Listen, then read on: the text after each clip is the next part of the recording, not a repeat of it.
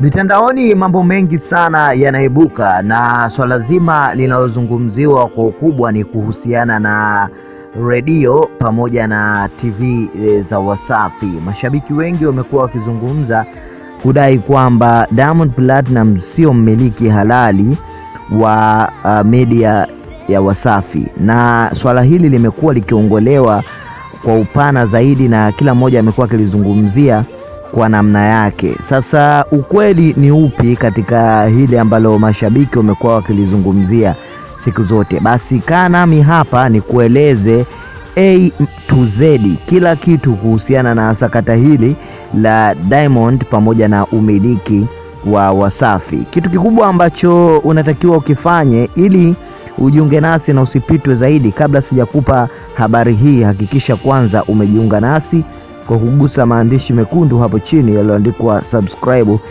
kisha mambo yote yawe sawa. Sasa jambo ambalo Diamond Platnumz ameweza kuliweka wazi na kufunguka kwamba kuhusiana na umiliki wa masuala mazima ya media, siku zote huwa inahitaji nguvu za watu wengi.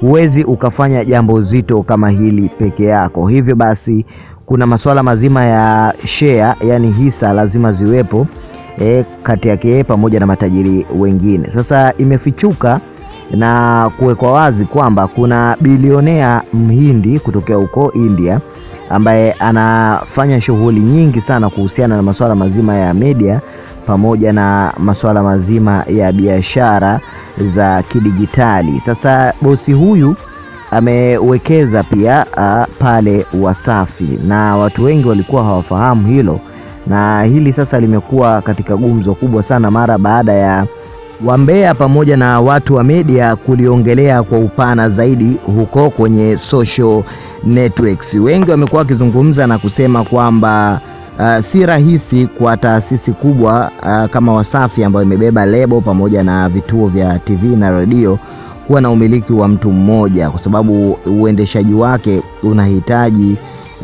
umakini wa hali ya juu, alafu inahitaji ushirikiano pamoja na mshikamano.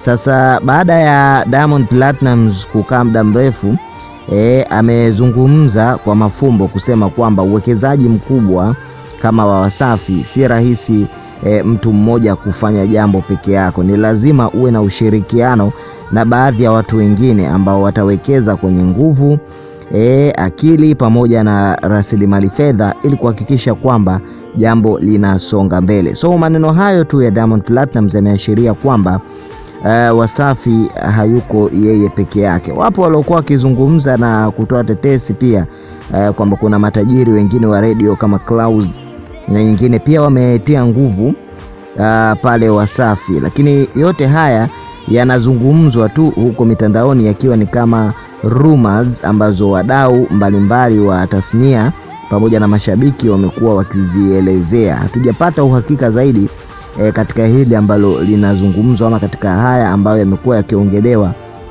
kwa upana zaidi, kama hayo masuala ya Wasafi.